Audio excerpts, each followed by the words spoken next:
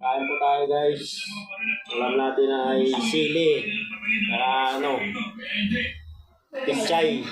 May sardinas. Yun lang po ang ulam namin. Kain po tayo.